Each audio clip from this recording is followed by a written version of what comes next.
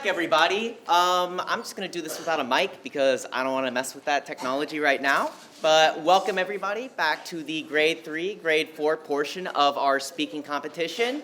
Now, students are going to be performing together for grade 3 and 4 as their speeches are longer, about the same length, between 3 to 4 minutes. So they've worked a lot harder on this, and a lot of them know the drill, they know the rules, and they're ready to perform today. So, everyone, with our first guest, could we please welcome Ailey to the stage? She has a wonderful little story about what happened to her on a trip to Thailand. So let's give it up. Hello everyone, my name is Ailey and my topic is A Stranger Behind the Mirror. Last month, my family and I went to Thailand. We woke up very early and got on the airplane before sunrise. On the plane, we had breakfast, but I was so tired that I quickly fell asleep. The next thing I heard was Mom's excited voice. "We're in Thailand now!" Still sleepy. I followed my family as we made our way to the hotel. We checked in and brought all of our suitcases to the room. But something felt off.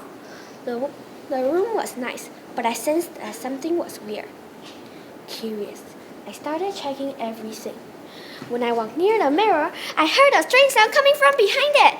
I stepped closer to the mirror and felt a blast of cold air coming out of it. Was I just tired, or was it really happening? I leaned in even more, trying to make sense of it. "Mom, did you hear anything from the mirror?" "No, what are you talking about?" she replied. I knew then it was something only I could hear. Determined to find out more, I stood right in front of the mirror. That's when I noticed something strange. The reflection didn't quite match my movement. Slowly, I reached out to touch it, and to my shock, the mirror moved like a door. Behind it, sitting on the floor, was a girl with blue skin, wearing an old brown dress. She stared at me with wide eyes, just as confused as I was. I was scared, but I knew I had to say something. "Who are you?" I whispered. The blue girl looked at me, then began to speak. She told me her story. 10 years ago, she came to the hotel with her family, just like we did. One night, there was a terrible fire. In the chaos, her family thought she was already outside, but she wasn't. They left without realizing she was still in the room. When she woke up, the fire was gone, but so was everyone else. No one could see or hear her. She had become a ghost. The blue color of her skin came from crying every single day. Tears filled her eyes, and I felt so sorry for her. I gently took her hand and said, "You're not alone anymore." After that, whenever my parents went out, I opened the mirror and spent time with her. We became secret friends. But I knew I couldn't stay in Thailand forever. The day to go home came faster than I expected. I opened the mirror one last time. "I don't want to say goodbye," I said, "but I don't know if I'll be back." She looked sad, but smiled. "You won't forget me, right?" "Never," I promised. We hugged. I felt a strange warmth, like for a moment she was real. She stepped back into the shadows. "I'll be okay now," she said.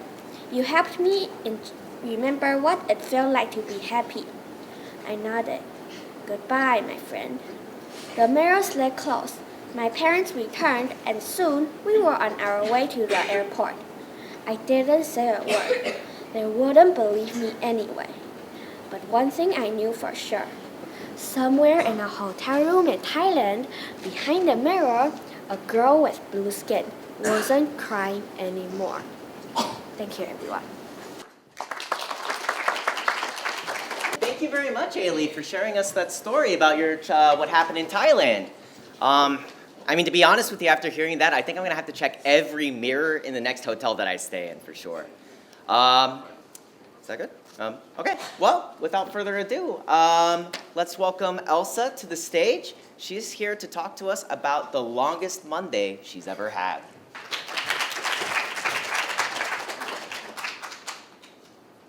Hello everyone, my name is Elsa and my speech is Stuck in Time. Oh, Mondays are always bad. I woke up late, forgot to eat breakfast, and didn't bring my homework to school. I even missed the last train home. Oh. Surprisingly, there was another train that came, but it was a bit strange. There was nobody on it, and it looked brand new. In fact, it looked like it had never been used before. I ignored the weird feeling and sat down. I don't remember falling asleep, but when I woke up, I was in my bed. I checked the clock and it read, Monday? I was late again today. I forgot to eat and didn't bring my homework. Okay.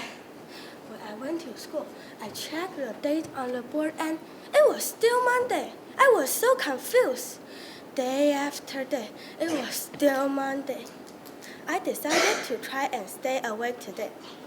I plan to stay awake all night to figure out what's happening. I missed my usual train and got on the weird new train. Unlike before, I saw an old man in the driver's room. I was thinking about why he looked familiar when he suddenly looked at me and gave me a big smile. I think he might know something, so I asked him, "When I stuck in Monday?" He looked at me and said, "You need to figure it out by yourself." Huh? What did I do wrong that day? I tried to remember everything that I did today, but I couldn't think of anything. I woke up late, forgot a lot of things, and I had to rush to school because I forgot my bag. And I hit an old man on the way. I looked at the conductor with wide eyes. He was the old man I pushed aside. Then everything went black. It was morning again. Today I woke up early and did everything right. I made sure to check everything before going out. While walking to school, I saw the old man again. He looked at me with a big smile and said, "If you did everything right, you'll receive a gift at midnight." With this, I did everything carefully throughout the day. Finally, I got on the train home and saw the old man waving goodbye. I realized that I did everything right. I fell asleep comfortably, hoping to wake up to a new day. When I woke up the next day, I immediately checked the calendar and saw that it was Tuesday. My mom looked at me weirdly and asked if anything was wrong. I told her that starting today, Tuesday was now my favorite day of the week. I was walking happily to school when my friend bumped into me. I asked her what was wrong, but she just looked at me with confused eyes. "It's been Tuesday for 3 days. I don't know what's wrong," she said. I told her to think about everything she did today. I asked her to walk with me so we can figure out what she did wrong. Together, I know we can find the answer she's looking for. Thank you. Hey, thank you, Elsa, for sharing us that experience. Now, to be honest with you, if I had to repeat one single day of the week, like over and over and over and over and over again, I would honestly pick Saturday. But let me hear from you kids. What do you think, if you had to pick a day to go over and over and over and over and over again, what day would you choose? Christina. Saturday. Saturday, okay, good. That's a good answer. Ruby. Tuesday. Tuesday? Why Tuesday? What? Are you talking about every Tuesday? Or are you talking about last Tuesday? Okay. Well, that's a very interesting answer.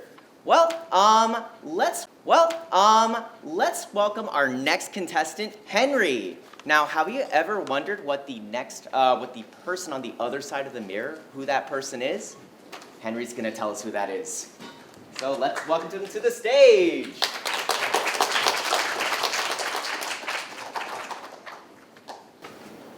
Hello everyone, my name is Henry. My speech is the other side of the mirror.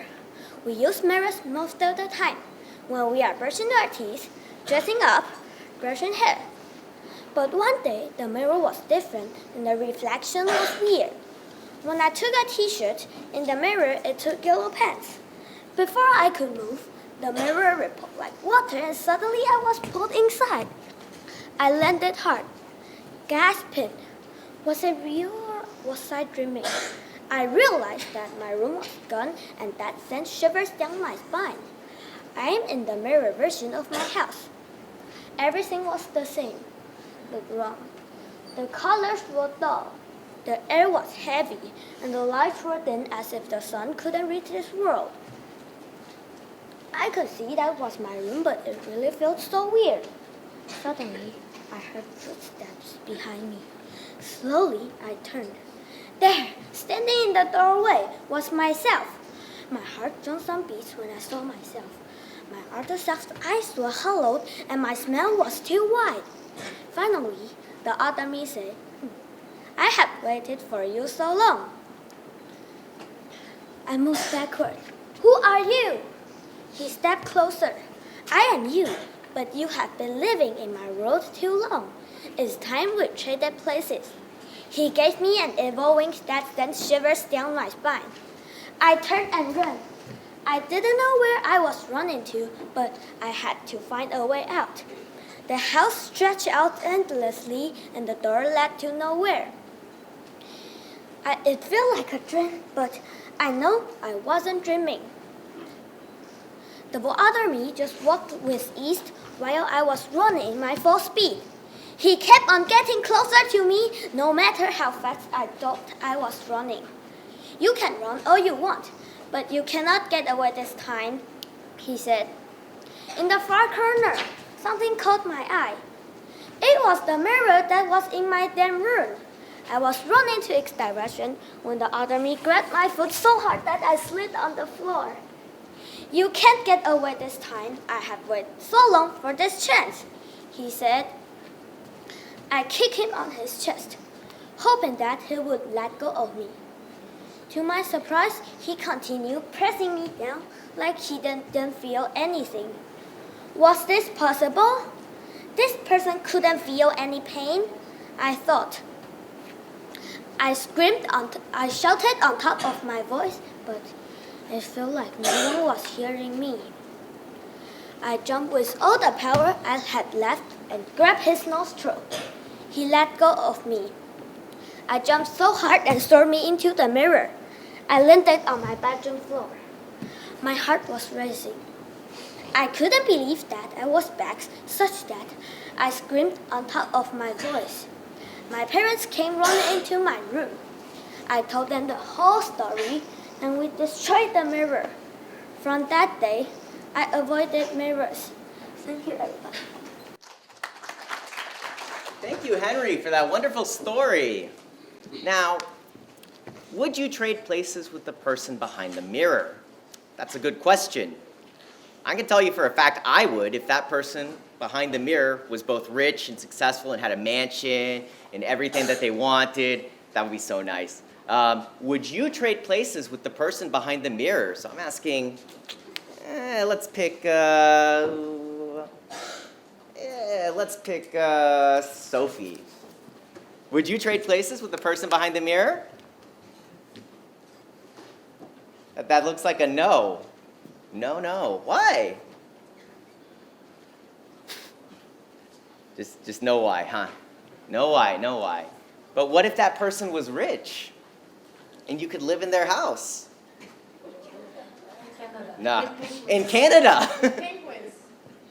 Fair enough. All right, so let's welcome our next guest, Joanne. Joanne's going to tell us a story about a letter that she found in her house one day. So, Joanne, come to the stage.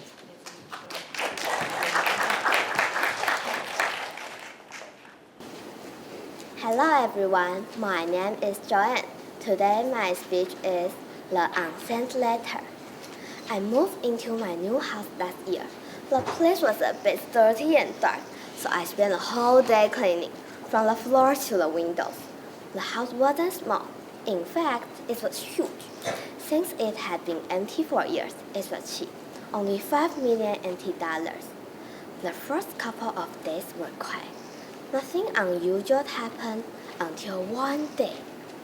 While organizing my belongings, I placed things I used often in the living room and bedroom. The rest went under the bed. As I was lighting a box underneath, something sticky brushed against my hand.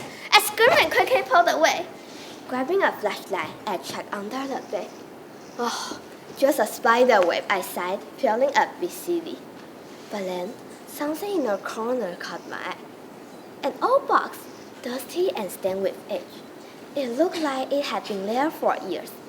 Assuming it belonged to the previous owner, I carefully slid it back under the bed, at least for now. That night, I started having strange dreams. A girl sat alone in a compound room. Her face was full of sorrow. Sometimes she cried. Sometimes she stared silently out the window, like she was waiting for someone. She never spoke, but her eyes seemed to be asking for help. I couldn't ignore it anymore. Could it be the box? I pulled it out and opened it. Inside were all photos and several letters, yellowed with time.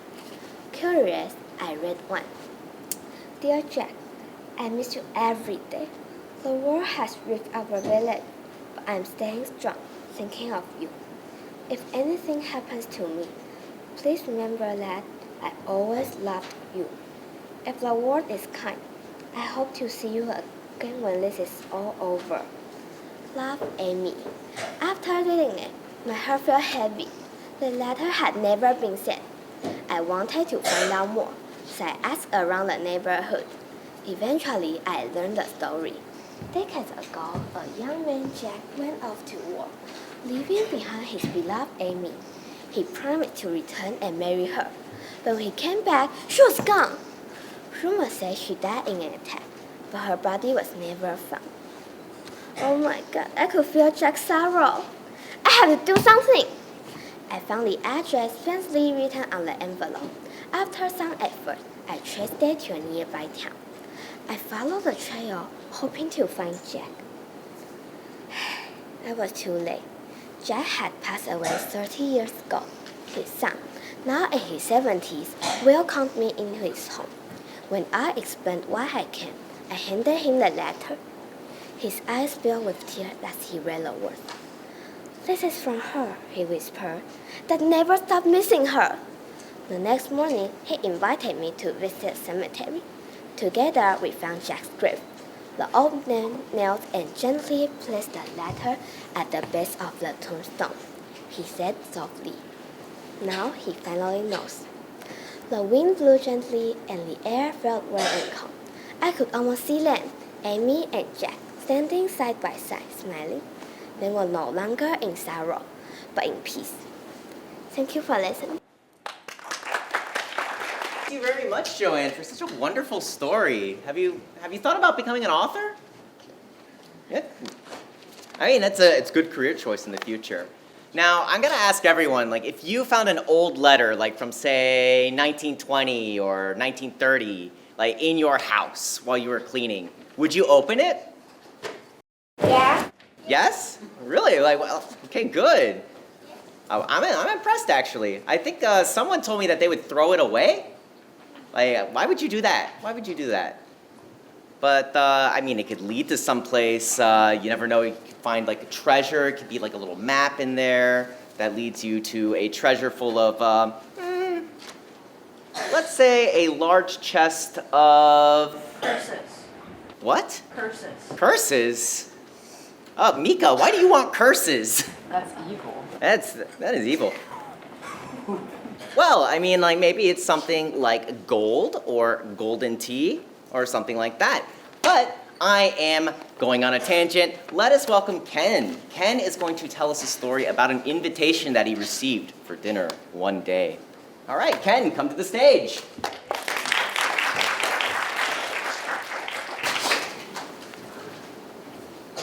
Hello everyone, my name is Ken. My topic today is the invitation to a secret feast.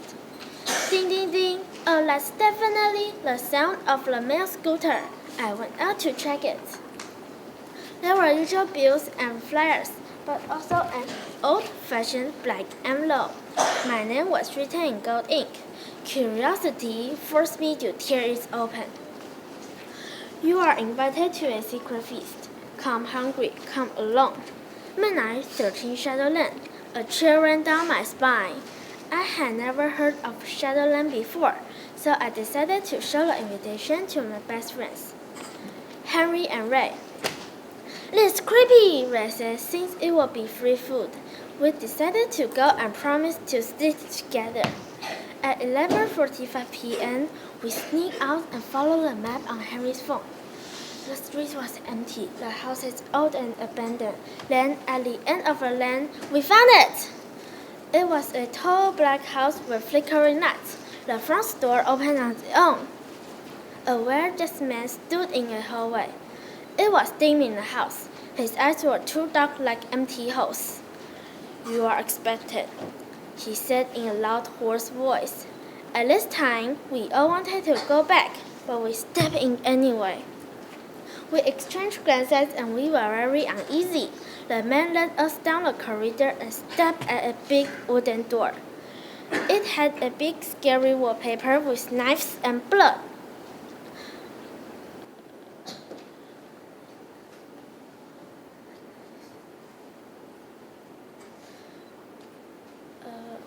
The door opened and all we could see was darkness.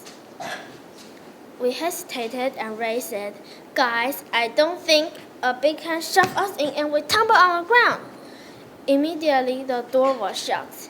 Henry shouted, "Oh my!" He couldn't finish his sentence because of the dim lights that suddenly flickered. The whole room was covered in blood. Tables lined around the wall with rotten food and human bones. At the center, there was a long dining table with plates filled with bleeding meat. The figure at the end of the table grinned when he saw us and said, "You didn't come alone, how unfortunate!" Immediately, the wall shook and the other figures appeared from the wall with their eyes glowing red. I grabbed Ray's and Henry's arm and said, "Run now!" We ran towards the door, but it didn't open. I grabbed a chair and slammed it against the window, but the glass didn't break.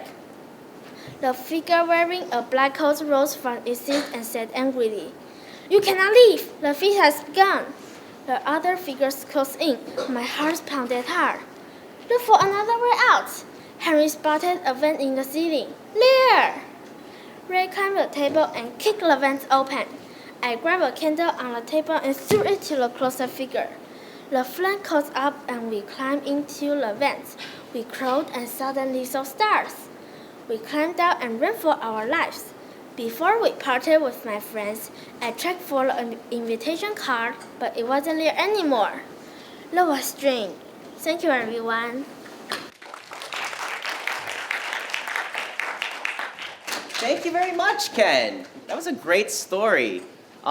So actually, if you got an invitation from someone that was like a very random invitation, from someone that you don't know, inviting you to dinner, how many of you would say yes? No one? Oh, one person. Felix, wow, you would go. Yeah, no, I agree with you. It's free food, right? Yeah, absolutely free food. Although, I don't know how good people meat would be. It's something I don't want to try.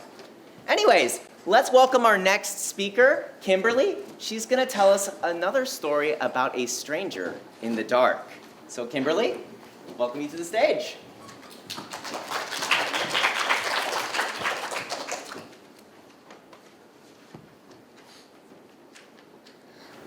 Hello everyone, my name is Kimberly. My speech is called The Stranger in the Mirror. Lena had always dreamed of having her own apartment. After years of hard work, she finally found a cozy place in the city. Small but perfect. The previous tenant had left behind a few pieces of furniture, including a large old mirror in the bedroom. The mirror was beautiful but unsettling. Its frame was old and carved with strange symbols. Every time Lena passed by, she felt an odd chill as if someone were watching her.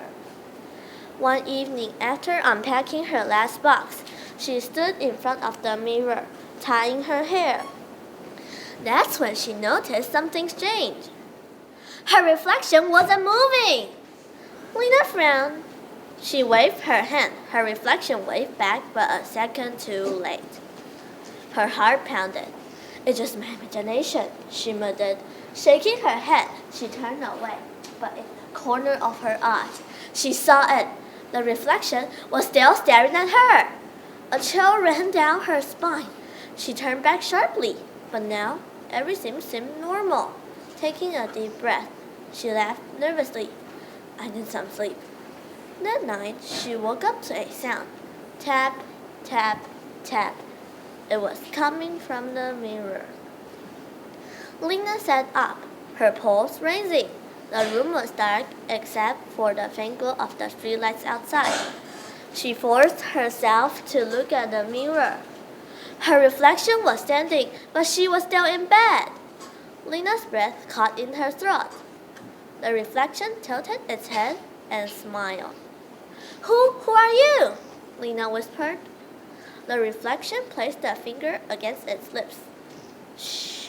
Then slowly, it lifted a hand and pressed it against the glass. The surface of the mirror rippled like water. Lena scrambled backward. The reflection took a step out of the mirror. You don't need to be afraid, Lena. The voice was hers, but colder. Run! Lena's mind screamed at her to run, but she was frozen in fear. The reflection reached toward her. She finally found her voice. Stay back! The reflection chuckled. Why? I just want to trade places. Lena grabbed a book and threw it, but the reflection didn't even blink. It tilted its head, eyes cold and knowing. You have forgotten me, it said softly, but I never left. Lena's breath caught. She backed away, but the reflection stepped forward, its hand reaching out. Cold fingers grazed her arm. A wave of fear hit her. With a cry, she swung the lamp hard at the mirror. Crash! Glass exploded. Wind howled. Then, silence.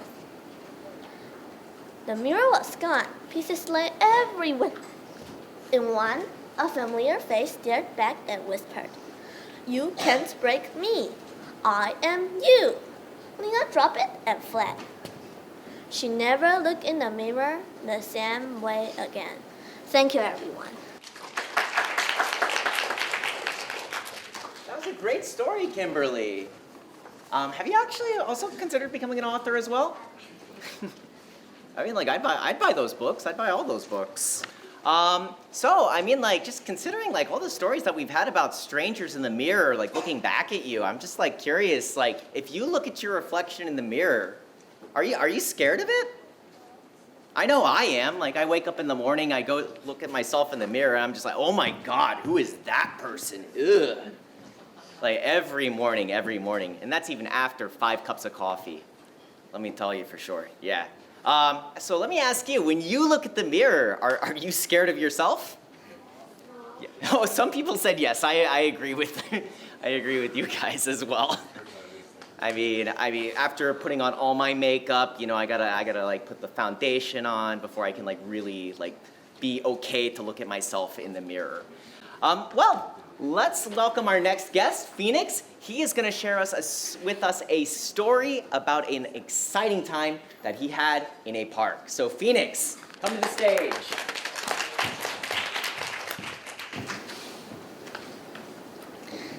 Hello everyone, my name is Phoenix. Today, my topic is the door that shouldn't be open. Today, my friend wanted me to go to his house and help him with homework. When we're done, we played video games, board games, pretty much every game, until we're more bored than anyone in the entire Milky Way galaxy. Then his mom said that we could go to the park. So we walked for like 100 million miles and finally got to the park. That's when we found something strange. The park was full of children, but they were all angry. Everyone in the park should be happy. What was wrong with their brains? When we're searching for clues, I found a strange door behind a jungle gym. On the creepy rusty door, it said, "Cleaning room, do not enter." But the words were faded, like it hadn't been opened for years. As we got closer to the door, my head started hurting.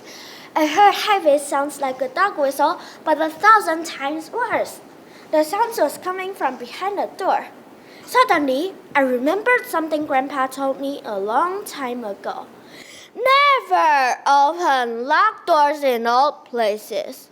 Sometimes they're not keeping it out, they're keeping something in. We backed away quickly. Then I remembered my mom had packed me some earplugs in my backpack, just in case. I gave a pair to my friend, and we put them in. The sounds disappeared. We felt better, like waking up from a bad dream. Even though Grandpa said not to, we were too curious and decided to check it out. Just to be safe, we called the police first and then opened the door. It creaked open slowly. Cold, dusty air came out like something in a horror movie. It was so dark inside, so we flicked on our flashlights and carefully walked down a narrow staircase. The sounds grew louder and sharper.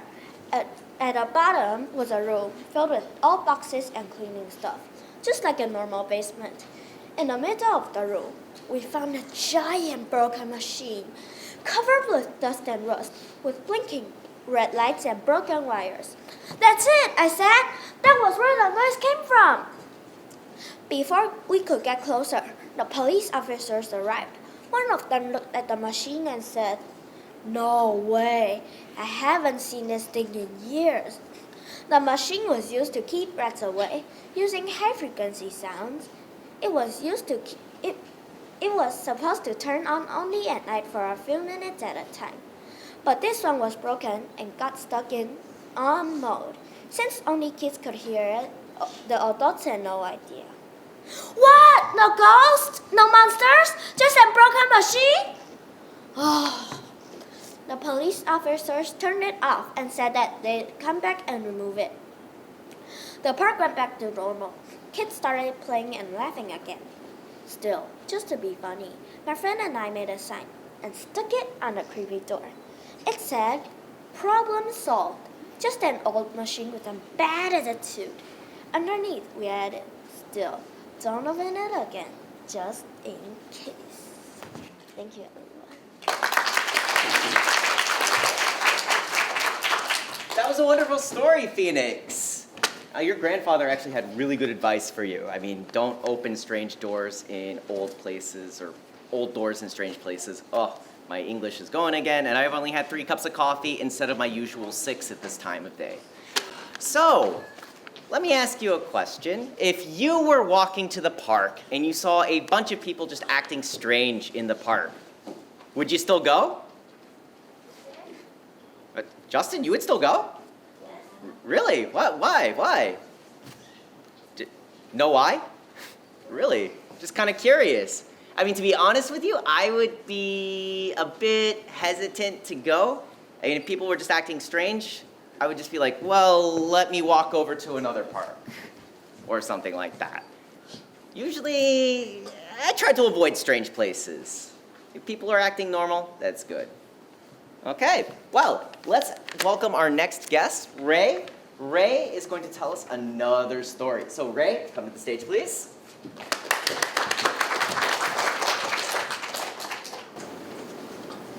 Hello everyone, my name is Ray. My speech is a phone call from a stranger. I had just finished my homework when my phone rang. I frowned and wondered who it could be from. It was 10 p.m. already. Who could call me at this time of the night?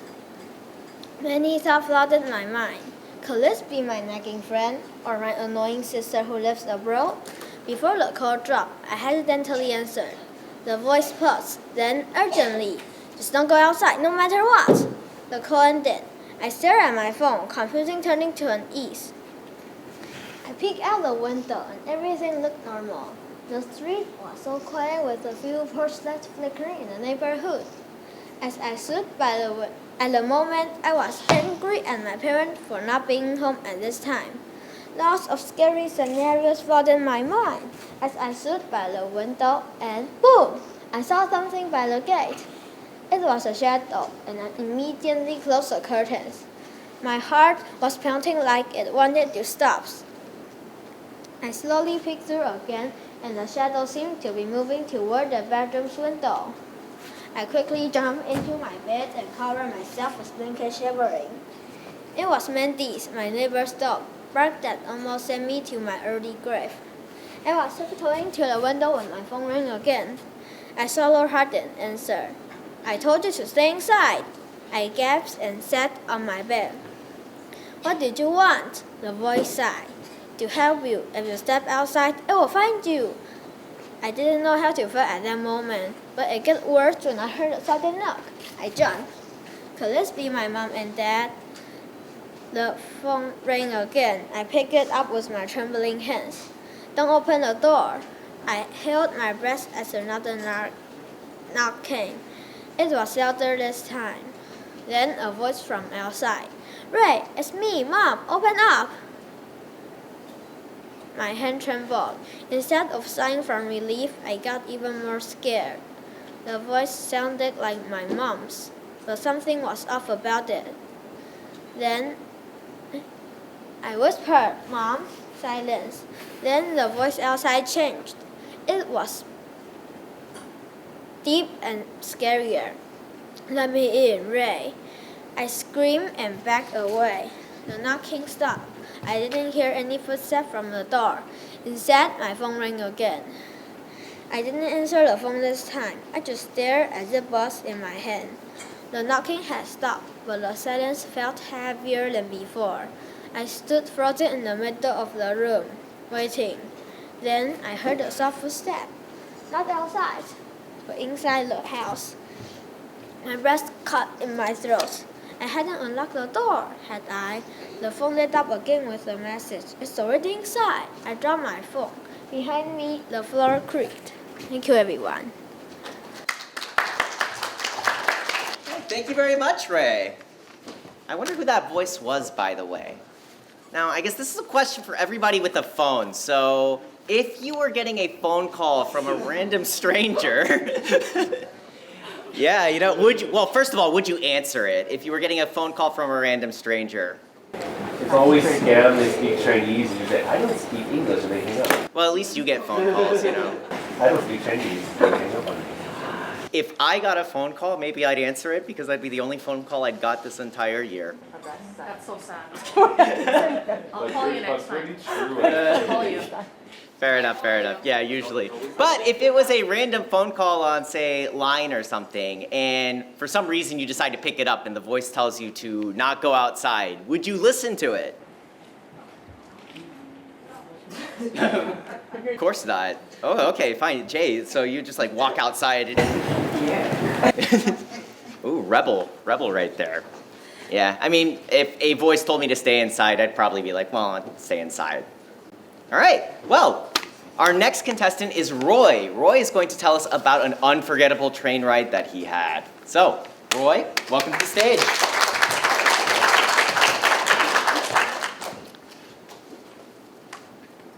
There is a mysterious train station near...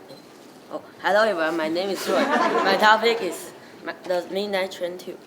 There is a mysterious train station near my house. Everyone says it's haunted because anyone who enters never comes back. They call it the red station, red like blood. People say it's cursed. Being the brave person I am, I decided to check it out myself. I told my friends I was going, but they warned me not to. But then a mysterious person appeared and whispered to me, if you go to a red station, you'll get a gift. That caught my attention. A gift? That made me even more curious. I was sure I had to go. The next day, I packed some food and water and went to a red station. As soon as I stepped inside, I saw dry blood on the floor and bones scattered around. It's terrifying. I wandered around for about half an hour before I saw something unbelievable. A strange train. Its head looked like a human head, with a huge mouth full of sharp teeth, dripping with red liquid.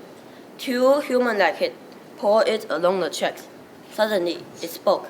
Come in. If you don't, you'll never get out of here.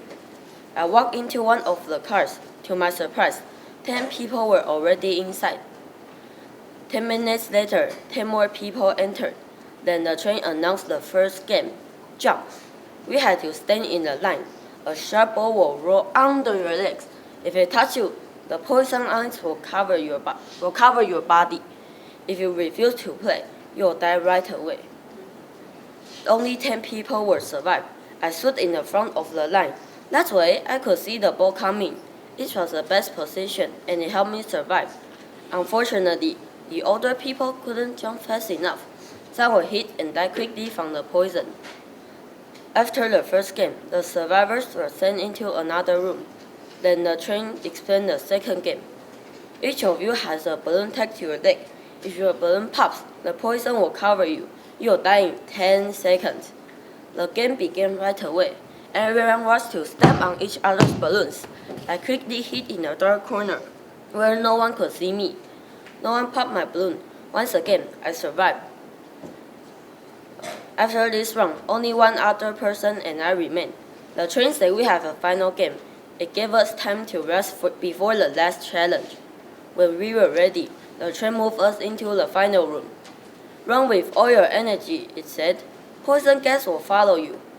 The game ends when one person dies. I ran, the other pair seems tired from the earlier game, but I was also exhausted. I ran as fast as I could, trying not to stop. Just when I was ready to give up, I realized I had made it outside. I wandered around, confused. Then a letter appeared in my head. It read, "Congratulations, the other pair stopped running and you have won the game." I turned the letter over and saw a strange symbol. A circle with many lines. What did it mean? Wait, where's my gift? Thank you, everyone. Thank you very much, Roy. Now, that train must be a huge fan of the Hunger Games. Now, I guess this is a question for everyone. Parents, you can also answer too. So, if the prize was really good and you got invited to go to the Hunger Games or Squid Games or whatever, would you do it? Yes. Who said yes? Felix. Oh, Felix. He always says yes. Yeah, this guy's a murderer right there. Yeah, I look in your eyes, I see a killer right there. All right. I mean, but like, if, say the prize was really, really, really good, like $1 billion. Not even for $1 billion. Okay, fair enough. All right. Well, let's have our last contestant, Ryan. Now, Ryan's going to tell us a little bit about an experience that he had with certain ancient creatures. So, Ryan, welcome to the stage.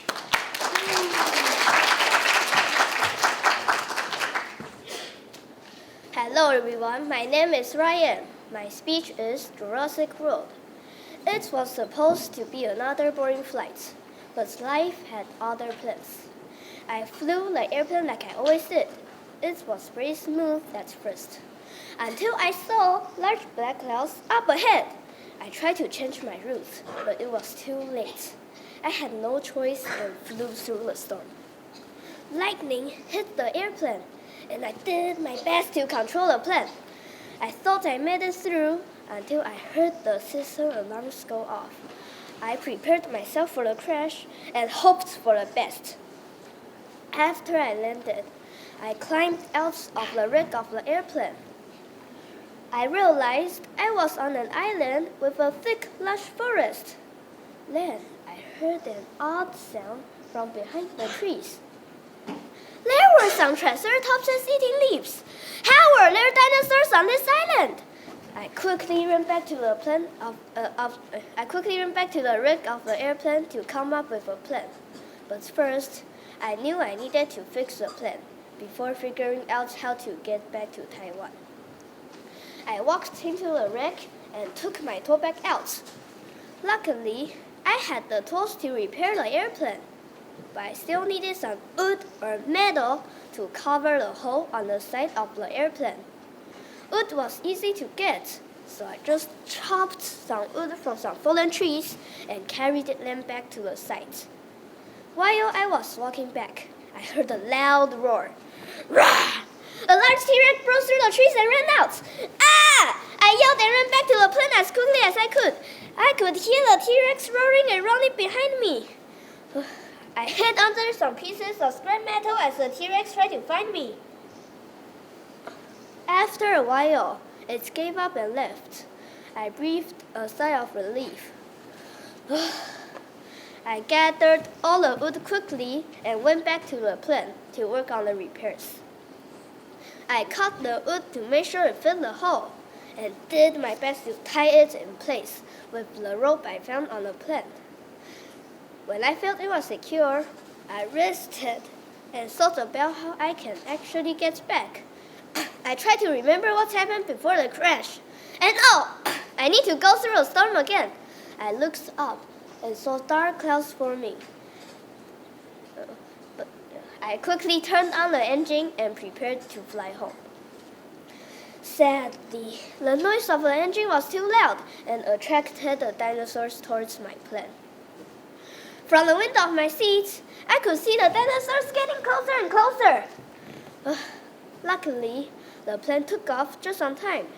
I saw storm clouds in front of me, but this time I didn't feel scared. I flew straight into them and braced myself for impact. Thankfully, the plane was fine, and after a couple of minutes, I flew through the storm. I could even see Taipei 111 from where I was. I felt so happy until I heard some croaking sounds. I paled when I turned and saw a flock of pterodactyls beside me. Oh, boy. Thank you, everyone. Thank you very much, Ryan. That was a wonderful story, and I mean, I'm a little biased because as a kid, I loved dinosaurs. Now, when I was like 3-4 years old, like I learned how to say like Tyrannosaurus Rex, Velociraptor, Ankylosaurus, Quetzalcoatlus, like way before I could say, I love you, Mommy and Daddy. But sadly, as I've become the old man that I am today, I've learned that as an adult, nobody asks you what your favorite dinosaur is anymore. So kids, that's something sad. So today, I'm going to ask you, what is your favorite dinosaur? T-Rex. Oh, T-Rex. Ooh, that's a good one. Yeah. Oliver, what's your favorite dinosaur? T-Rex. All right. Okay, fine. Raise your hand if your favorite dinosaur is T-Rex. All right. That's a good choice. Well, everyone, thank you very much for listening. This concludes the 2025 Golden Eagle Speaking Contest. Now, we're going to take a break while the judges deliberate and calculate the scores, but don't go anywhere too far. Don't go to buy coffee. We're going to be back in 15 minutes.